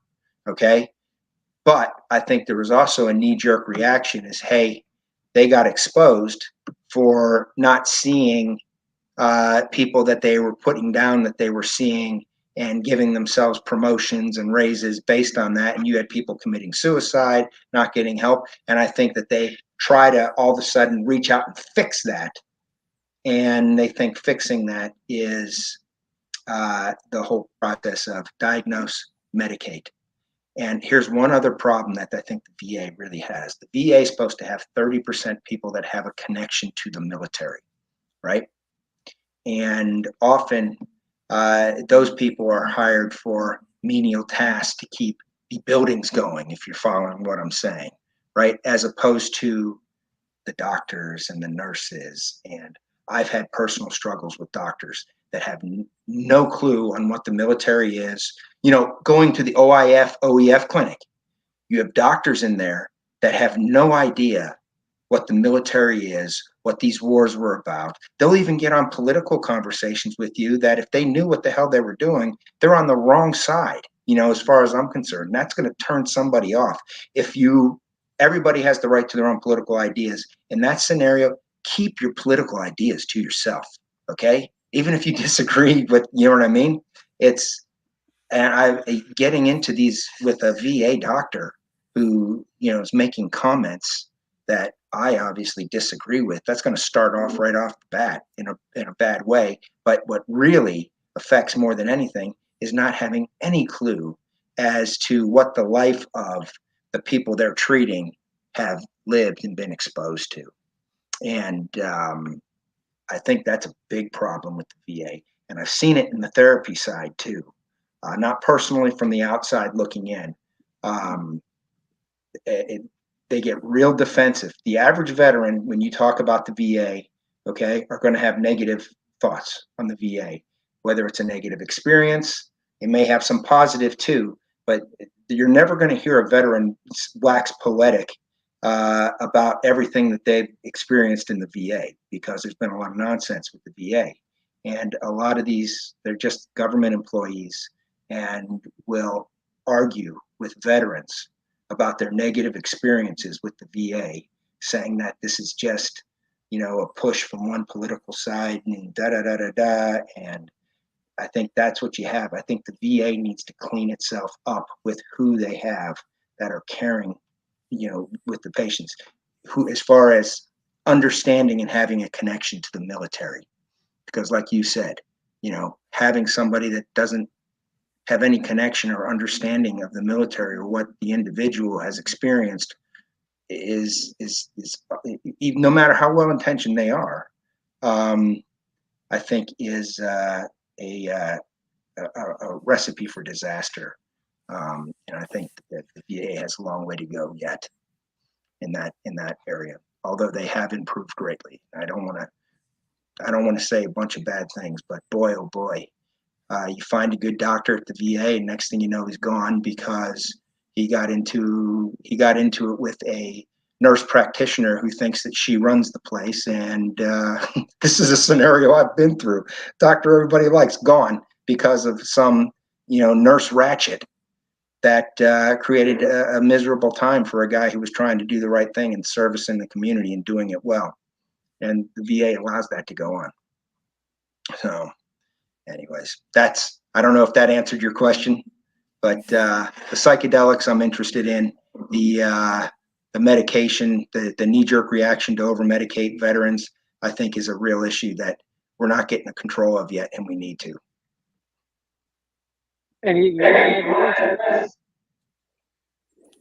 Oh, what's that? Just your take or things you've learned about psychedelics? I don't know specifically about that, but I mean, I just think in my experience, I think just if a guy will reach out, or you just take the initiative and reach out and say, "Hey, man, is something bothering you?" Man, that can offload so much weight. And I've been in these cases before. And I've had one of the guys come up to me at the end and say, "Hey, man, if you weren't there for me," and I didn't even know it. And that's when I first came to understand the whole process. Like, I just happened to be this guy's roommate, and he came up to me and he's like, at the end of the deployment, he's like, "Man, if you weren't my roommate," he goes, "I probably would have killed myself." And I'm like, "What?" He's like, "Yeah." He's like, "Every time that I said I want to do something, you were there for me, and then when I you talked to me." I was like, "Hey, bro, I'm glad you didn't do that. I mean, I'm glad I was here for you." And that right out of the gate, because that was like my first year in group, and right then I knew that I probably need to keep a watchful eye on stuff like this. So a team sergeant. Okay, here's Chris was a team sergeant. Overseas, you're often on an SF team is usually by themselves out in the middle of the hinterland with a support group that's with them. You've got guys that are supposed to be keeping an eye on the chefs so that the chefs don't poison you. You've got mechanics. You've got oftentimes you'll have CBs from the Navy that'll be working with your ranges and stuff like that. And some of these guys will have issues overseas quite often, actually. Nobody talks about this. And the team has to get a hold of that. And we had an incident with an individual in particular.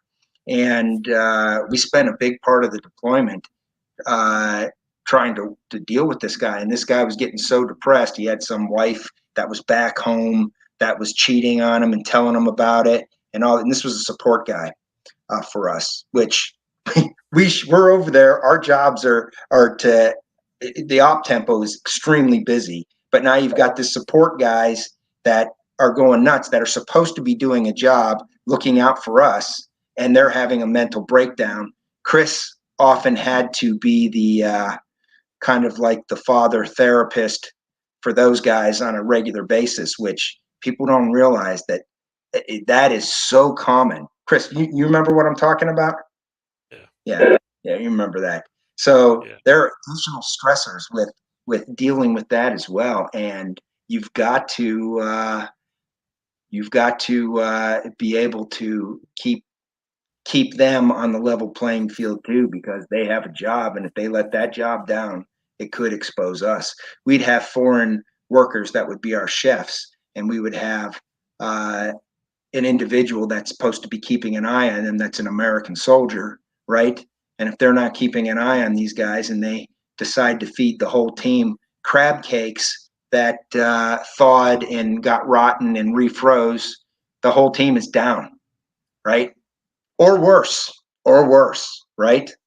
So you have a lot of things like that the team sergeant on the team is really has to deal with, and that's the guy who's usually dealing with when things go wrong.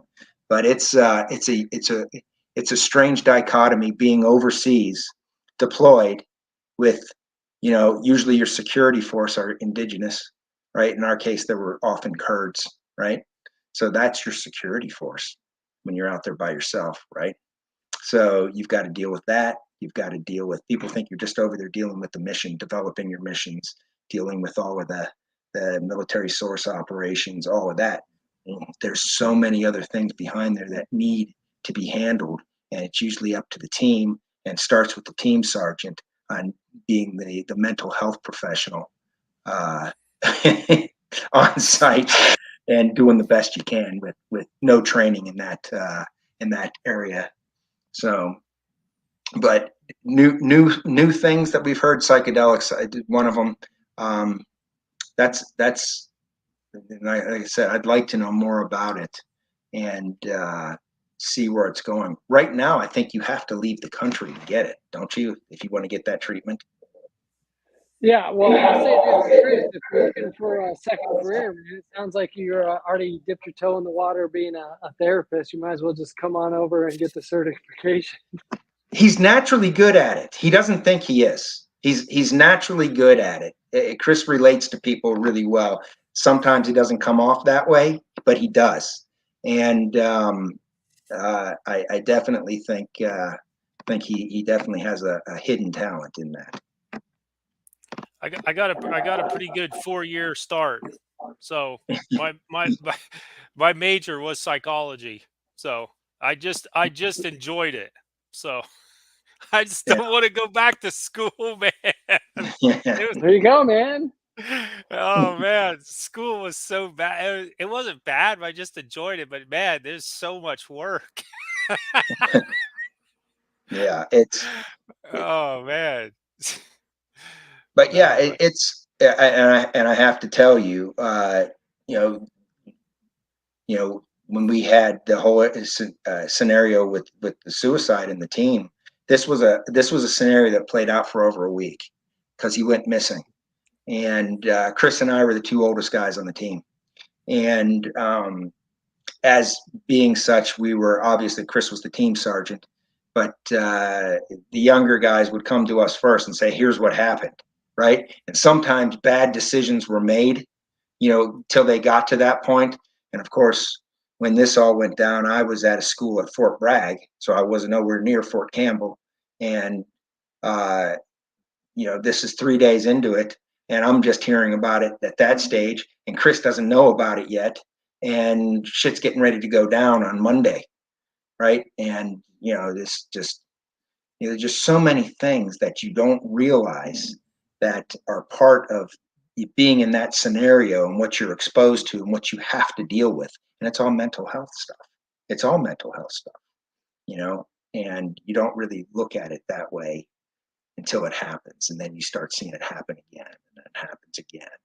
And, you have 3 guys in your company that commit suicide. Now you're starting to say, what the hell's going on here? There's something goofy, so, but yeah, So I think a lot of guys, the older guys, try to do their best with what they have. But I get back to the command and big army and how they deal with a lot of this, and that we've talked about zero tolerance policies. Here's another thing, Doctor. Um, so you're a special operator. You're expected to do all of these crazy things. Okay, you're away on a 7-month deployment. You're on a train up. You go away for a 6 to 7 month deployment. You come back. Somebody goes out and gets drunk, gets a DWI, zero tolerance policy, career over. This is bad news. How can you expect people to operate and do the craziest things you can imagine, and then they blow off some steam and do something stupid? But it's not like there's a probation period or 3 strikes and you're out. It's you do this, you're done. Boom. This happens all the time in special operations, all the time. Fortunately, I don't drink. I never drank my whole life, but the military has a culture of drinking, right? So that's a way people bond. That's a way people go out and blow off steam. It's a way. So guess what's going to happen if you have that culture? So you want these guys to be able to do all of these things and expect them to be Boy Scouts 24/7, 365 days a year. It doesn't work that way. Does not work that way, as we've seen in the SEAL community, as we've seen in the Special Forces community, as we've seen in Ranger Battalion, and pretty much every unit, special operations unit across the board. There's no solution to this because the Army's not changing that zero tolerance policy. I'm sure the Navy's not changing that zero tolerance policy. They are creating serious issues because somebody doesn't want to take the time and go through and look at individual cases and look for background reasons. They don't seem to care. Zero tolerance policy, boom, this happened.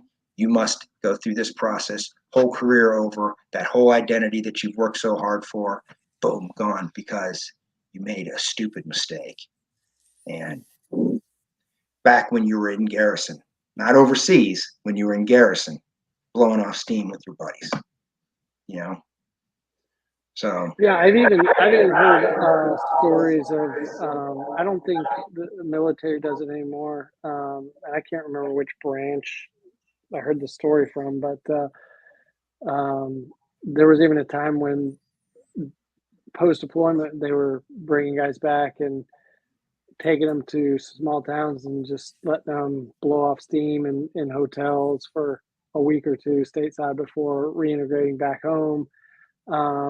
But basically encouraging, the very thing that you're talking about, them getting disciplined for, not the drinking and driving, but drinking and just doing whatever they need to do to kind of recalibrate before they come home. So yeah, it's an interesting business, and I'll use that word intentionally because at some points it definitely feels like a business in some of the things that happen and situations like what you're describing. And also from that business standpoint, it doesn't make a lot of sense because they sink millions of dollars in training into each operator, and to have an incident like that, yeah, you would think that it would be a little bit more case by case with a little bit more context, but that's super unfortunate.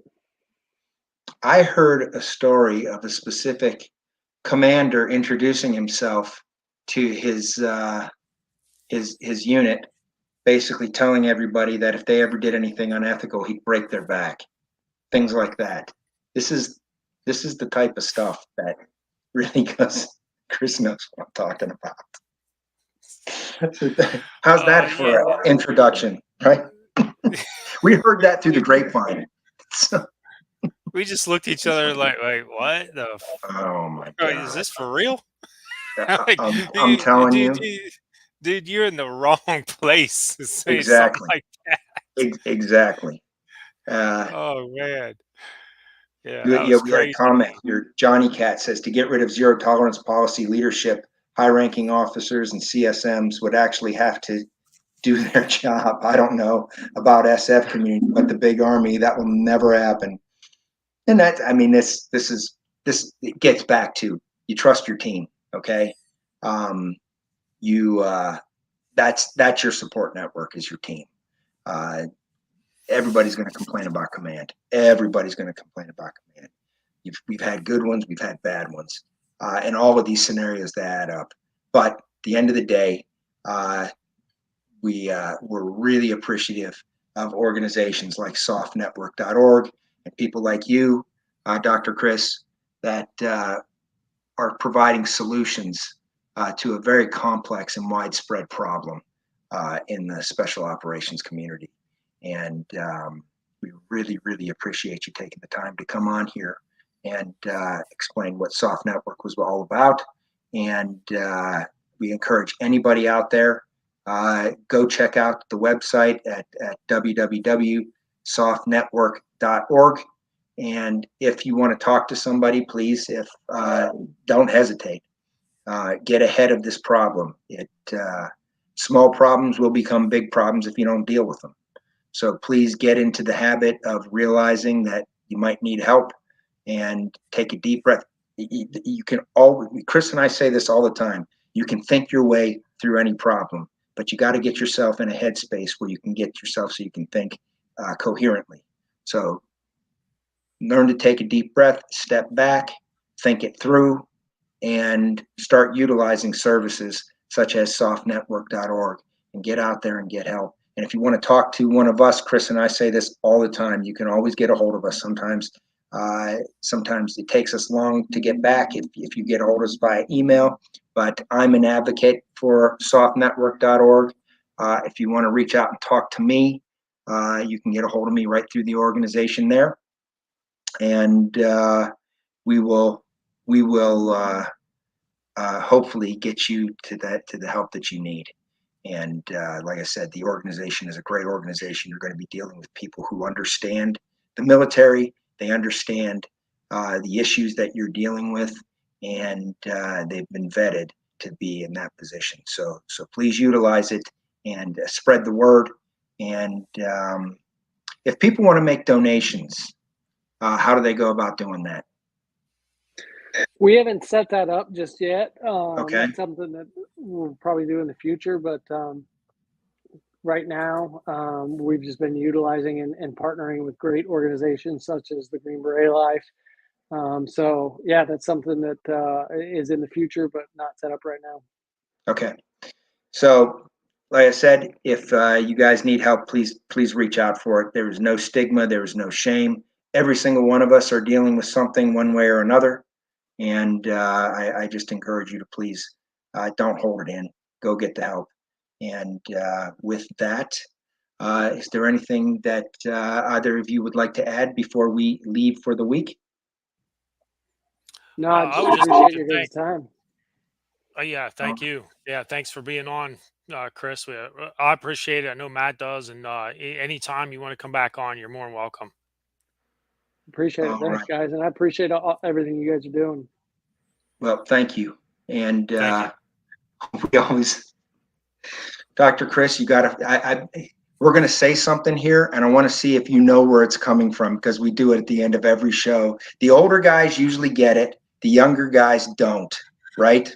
And it's a little bit of, I'm going to give you a hint, something around Hollywood, a movie, right? So we always, at the end of every show, tell the public, we say, where's Murdoch? And Chris says, we're going to leave you a message. If you see Murdoch, you tell him we're looking for them, right? And it's from Rambo, is what it's from. And it's so funny because a lot of the younger guys are like, what in the hell are you guys? Who's this Murdoch guy you guys keep talking about? So you got to specify it's two, though. It's two. Yeah, that's right. It's exactly. It's not the original Rambo. It's Rambo. Yep, Rambo 2. Yeah. So, but yeah, I'm glad you knew that. it's people our age are going to know. It's the younger crowd Right. Yeah. Chris and I come off as boomers when we do this. So,